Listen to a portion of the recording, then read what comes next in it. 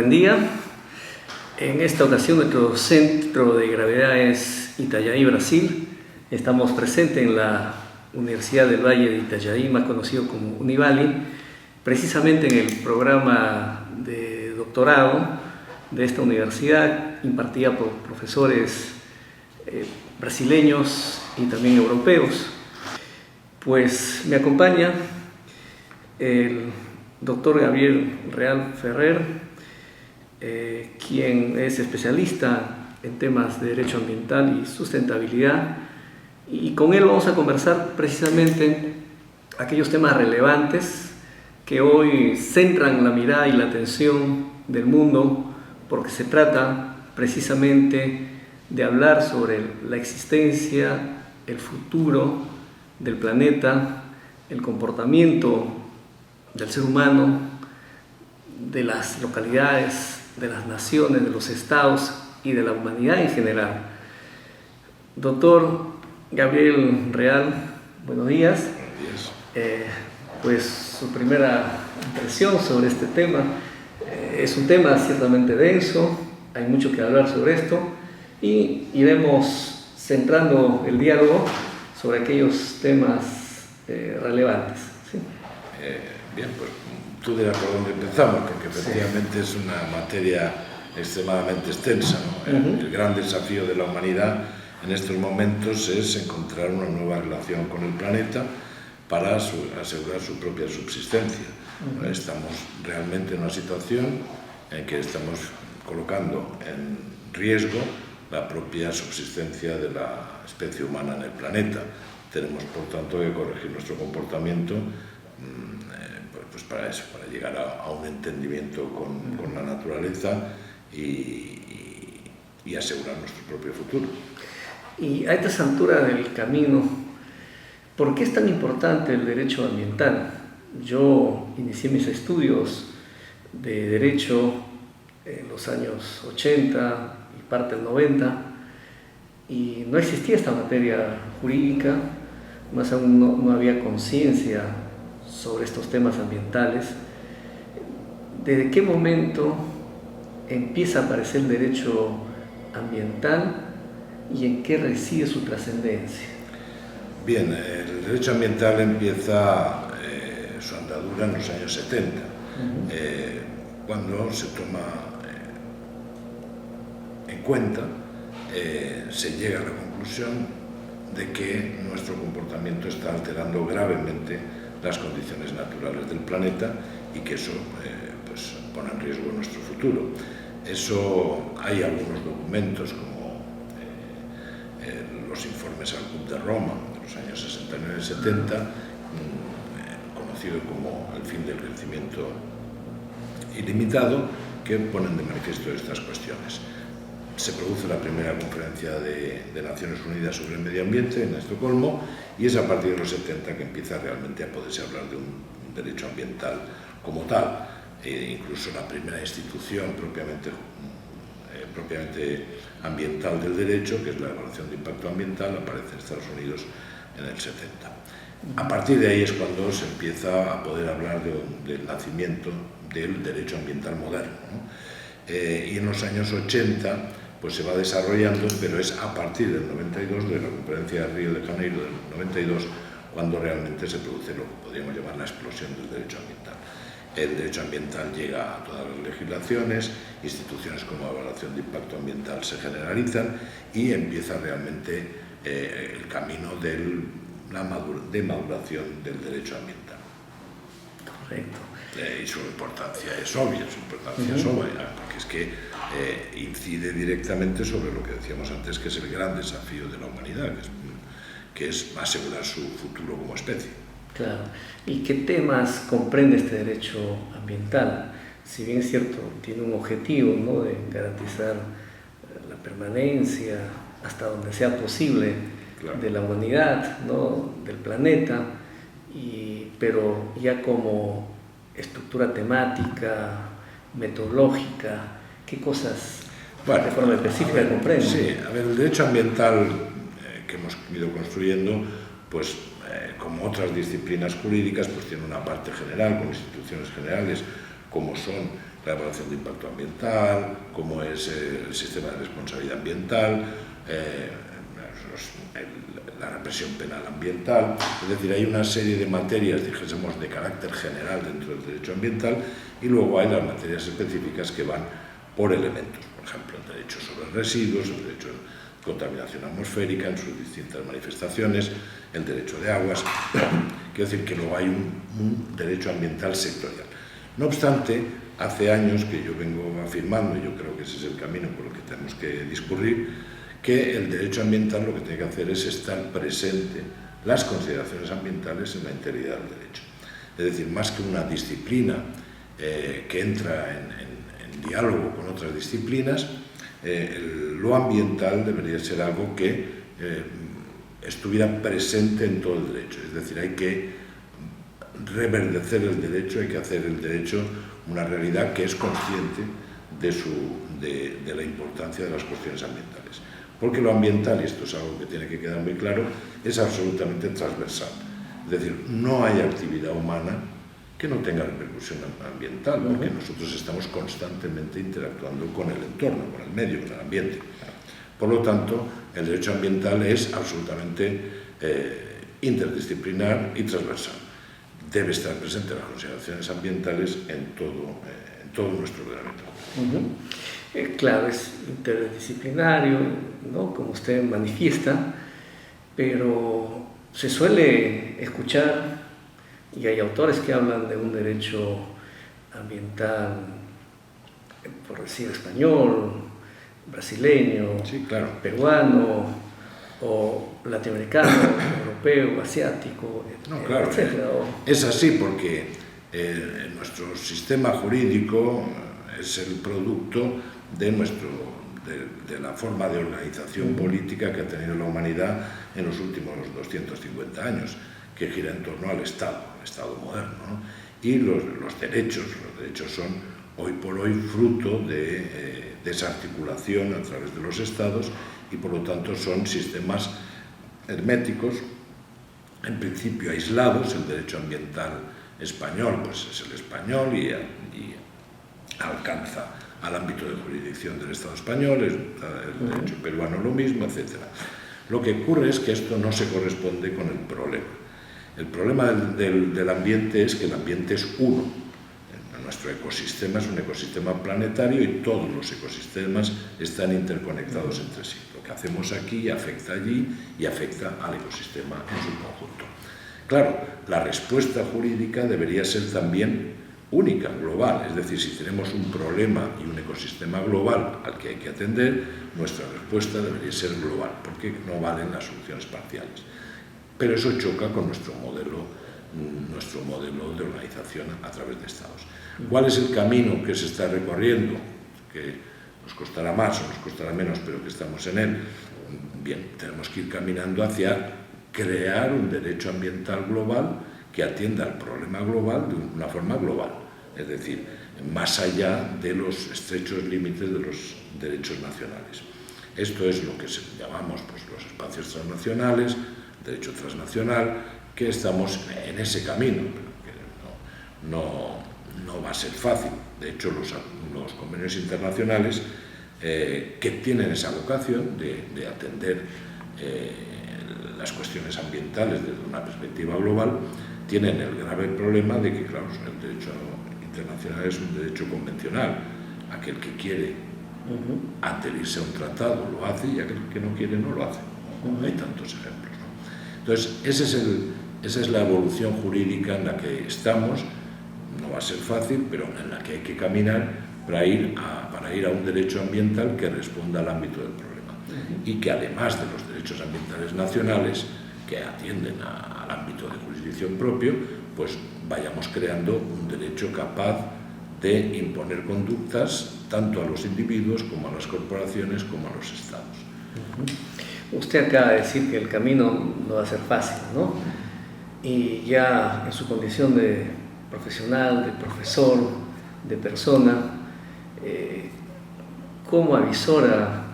¿Qué motivaciones tiene para creer que es posible hablar y además conseguir estos objetivos tan ambiciosos del derecho ambiental, ¿no? Bueno, yo soy optimista por naturaleza y creo en la condición humana.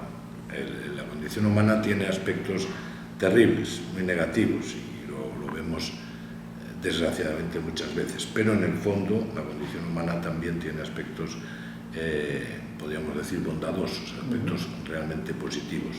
Solo hay que leer un libro de Jeremy Rifkin que habla sobre la sociedad empática, pues para creer un poco en que vamos a ser capaces, con todas las dificultades del mundo, pero para ir encontrando espacios de acuerdo, espacios de empatía, espacios en los que seamos conscientes de que compartimos, nos guste o no, compartimos el planeta y tenemos la responsabilidad de defenderlo, de protegerlo, tenemos la responsabilidad de facilitar a las futuras generaciones, aquellos que no han nacido todavía, pues vivir en un mundo habitable y en una sociedad habitable. Esta es la idea de sostenibilidad, ¿no?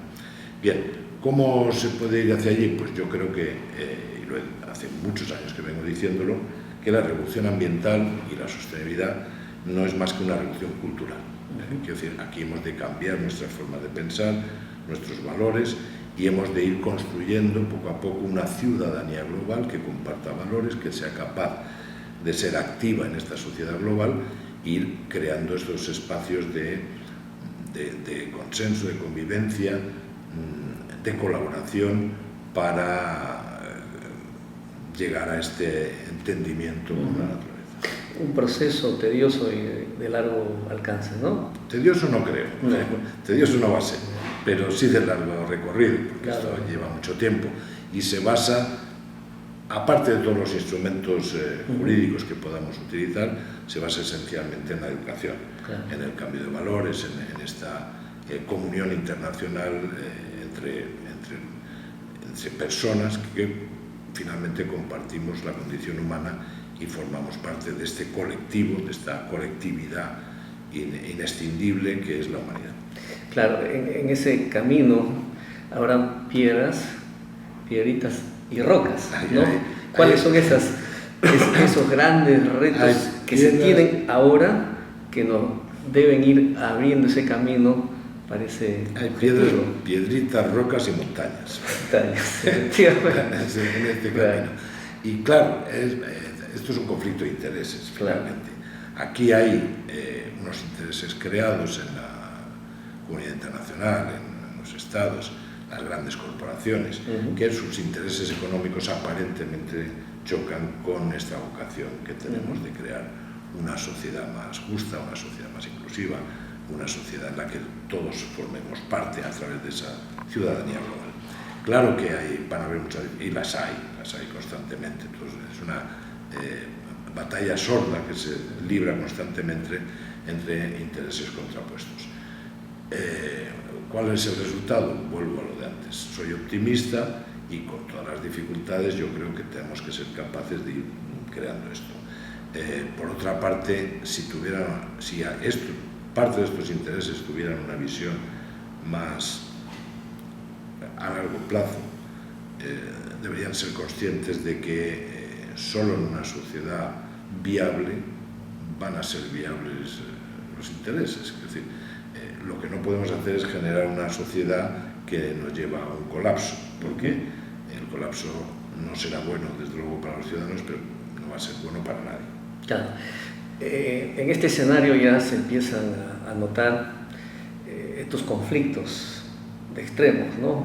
Estos intereses puestos de manifiesto, digamos, en intereses económicos, pero también en intereses comunales, ancestrales, y que de alguna manera se expresa en actos violentos en diferentes puntos del globo. ¿Cómo armonizar esta tensión tratando de avanzar? Porque en esa tensión se puede tener que retroceder, ¿no? En virtud de que cuando hay, digamos, conflictos de intereses extremos, muchas veces una de las partes gana. Pero aquí lo que se busca, de lo que le he escuchado, es que ganemos todos, es decir, la humanidad. cómo ir intermediando para que el proceso, antes que estancarse o involucionar, más bien nos lleve hacia adelante. No es fácil, pero es introduciendo en la toma de decisiones, en los procesos de toma de decisiones políticos, pero también económicos, el factor de sostenibilidad. Ante cualquier decisión hay que buscar el equilibrio. Aquí finalmente la idea es la búsqueda del equilibrio. Tenemos que buscar un equilibrio entre la dimensión ambiental, la dimensión social y la dimensión económica de la sostenibilidad. Cualquier proyecto va a tocar estas tres áreas. Bueno, no hay proyectos que sean buenos o malos en sí, sobre todo depende cómo se hagan, qué participación, qué beneficios va a tener la comunidad en un proyecto determinado, qué coste ambiental va a tener, pero qué otros beneficios de otra índole va a tener. Esa búsqueda del equilibrio es lo que tenemos que hacer, pero eso supone introducir en la decisión, en el proceso de toma de decisiones, el factor de sostenibilidad, no solo el factor ambiental, también el factor social, cómo va a servir esto para esas comunidades que se puedan ver afectadas por el proyecto, qué beneficios económicos va a tener, cómo se van a distribuir esos beneficios. Ese análisis, esa búsqueda del equilibrio y de aquello que sirva para ir en camino hacia una sociedad mejor es la solución, que no tiene nada de fácil su implementación, pero tenemos que caminar por ahí. Claro, en ese marco, digamos, los estados, que si bien es cierto tienen problemas, tienen una dinámica propia, y en el entendido de que el medio ambiental busca propuestas y salidas globales, los estados deben aperturar sus fronteras a fin de involucrar a todas las instituciones públicas y no públicas en ese proceso, digamos, de avanzar hacia estos propósitos. Bien, totalmente. Como decía antes, lo que tenemos ahora es el resultado de un modelo que ha durado 250 años, que es el Estado moderno, ¿no? Ese modelo está claramente en crisis en el momento actual. Vamos hacia, no la desaparición del Estado, pero sí la reformulación, dijésemos, de sus elementos sustanciales. He escrito en alguna ocasión, vamos hacia una soberanía, un modelo de soberanía híbrida, en la que el Estado ya no es el gran soberano que puede decidir totalmente sobre el destino, su destino como pueblo y el destino de sus individuos o de sus nacionales, sino que el Estado tiene que tener en cuenta la situación internacional, otros compromisos, la responsabilidad que tiene ese Estado respecto de otros Estados y de otras gentes, que es lo que llamamos la solidaridad intrageneracional. Todo afecta a todas partes, por lo tanto, lo que hacemos como individuos, como corporaciones, como Estados, va a afectar también a otros con los que compartimos el planeta. El Estado ya no es la gran autoridad por encima de la cual nada existe y que puede con todo. No, el Estado es parte de una comunidad internacional con la que tiene responsabilidades, con la que tiene compromisos y que finalmente debe responder al gran interés general de todos, de sus ciudadanos, que es el mismo que el resto de ciudadanos del planeta. El Estado tiene que reformularse, no desaparecer, pero reformularse en este contexto que digo de soberanía híbrida, en la que no es el dueño de todas sus decisiones. Claro, de tal manera que algunos principios nacionales se relativizan y van apareciendo nuevos principios. Van apareciendo principios que podríamos llamar supraconstitucionales, en el sentido de que deben orientar el destino de las naciones, que es el principio de sostenibilidad. De nada sirve tomar decisiones que nos van a llevar a una catástrofe.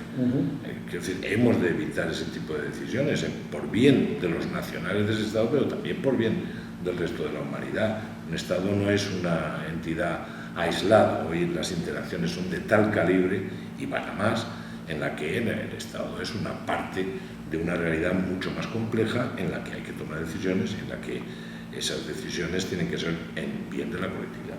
Doctor Gabriel Real, le agradecemos por esas opiniones expresadas que sin duda nos han dado luces para comprender este tema tan importante para el mundo, para nuestro planeta. Sabemos que está con una agenda sumamente apretada. Le hemos robado un pequeño espacio, pero importante para la comunidad académica y, ¿por qué no?, para todo el mundo, a fin de que puedan conocer sus opiniones a través de este medio tan importante que es precisamente la televisión abierta, expresado en el ciberespacio, como es el YouTube y otros medios. Muchas gracias. Su palabra final. Te agradezco mucho la entrevista, la oportunidad de conversar contigo, también con aquellos que puedan estar interesados en esta entrevista, con recuerdos a todos mis amigos peruanos, que tengo tantos,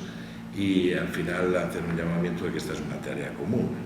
Esta no es una cuestión que le toque a unos cuantos. Aquí todos debemos estar comprometidos, porque todos en nuestra función, en aquello que hacemos todos los días, somos capaces de mejorar las cosas, de buscar un futuro cierto para todos. De eso se trata. Muchísimas gracias.